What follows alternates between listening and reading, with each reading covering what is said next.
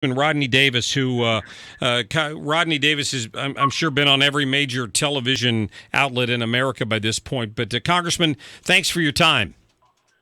Hey, thank you, Mark. I appreciate the opportunity to come on. A tragic day. Well, it is, and sorry for what you had to go through this morning. And you've probably told this story a dozen times or more already. But you were on the field, right, at batting. Is that what I read when this happened this morning? I was up to bat in batting practice. Heard what I thought was a large piece of metal drop from the construction site, and then the next thing I heard was, "Run! He's got a gun!" And I ran. Wow. This went on for quite some time. It must have seemed a lot longer to those of you on the field. Can you kind of describe that for me? Well, when I ran into the dugout and landed on some people when I dove in, and realized that probably wasn't going to be the best spot. So I worked my way out along with others, and we dispersed to a little safer area, and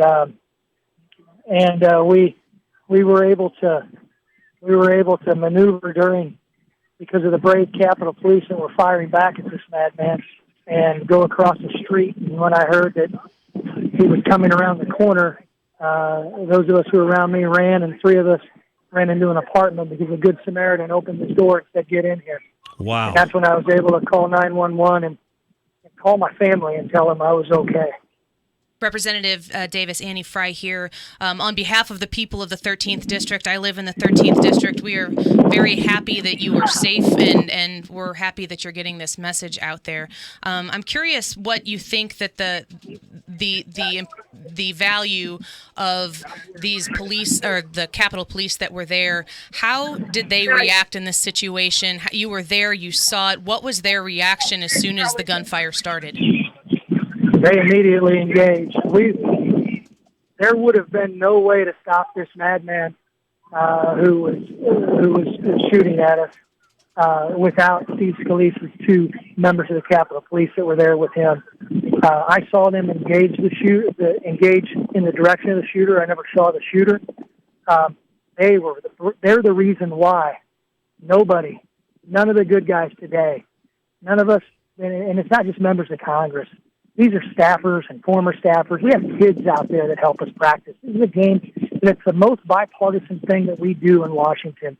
And to come and use this as a venue for senseless acts of violence, that the only thing that's a saving grace, and by God's grace this has happened, the only person to die is the madman who wanted to come and indiscriminately kill innocent people. It's my understanding that this game is going to go on as scheduled tomorrow. Absolutely. I'm glad it is. This is a chance for us to show America that we, as Republicans and Democrats, actually do get along. Most of what we do here in Washington is actually bipartisan. But the issues where we disagree get the most coverage, and then the most ratcheted up, politically polarized rhetoric. And as you've seen on reports, this individual's, the madman's from Illinois. Yes. And you see reports that he was an avid political protester for his issues. That's okay to protest, Mark, but that's what we have elections for. Let's protest policies at the ballot box. Let's not protest them at baseball fields with innocent people running all around that park and kids on that field too. Do you think this changes the way Congress operates going forward in terms of security at events like this? Because had Congressman Scalise not been there with you, the Capitol Police wouldn't have been there with you either, correct? I truly believe that this tragedy would have resulted in multiple deaths of members of Congress, innocent bystanders, and if my friend Steve Scalise's detail was not there to fight back. They're the heroes. They saved everybody's life by their actions. And remember, this is a park. Right. This is a place where you've got people walking their dogs.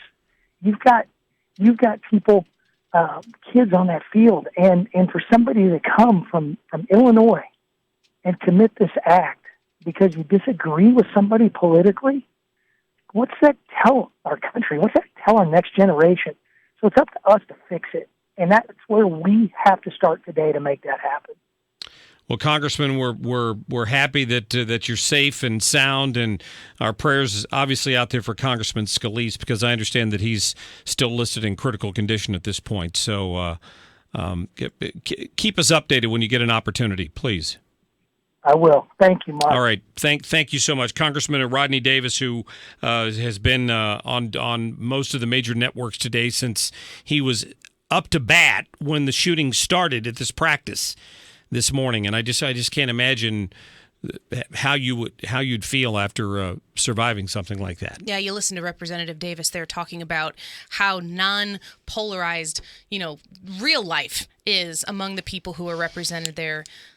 I think it's a lesson that we could all learn today, just to remember that these are all important issues, but the most important thing is that we discuss them civilly and respect one another as individuals, and we have to get back to that. And like I was saying before, I think it's time that the voice that represents what is normal, what we stand for, here in the middle of America and on the coast as well, that voice starts to speak up a little bit and kind of calm the fringe. That's a good point. That's Annie Frey. Listen to her every Saturday from 5 to 7 here on FM News Talk 97.1. Annie, thank you. I appreciate it. All right, quick break.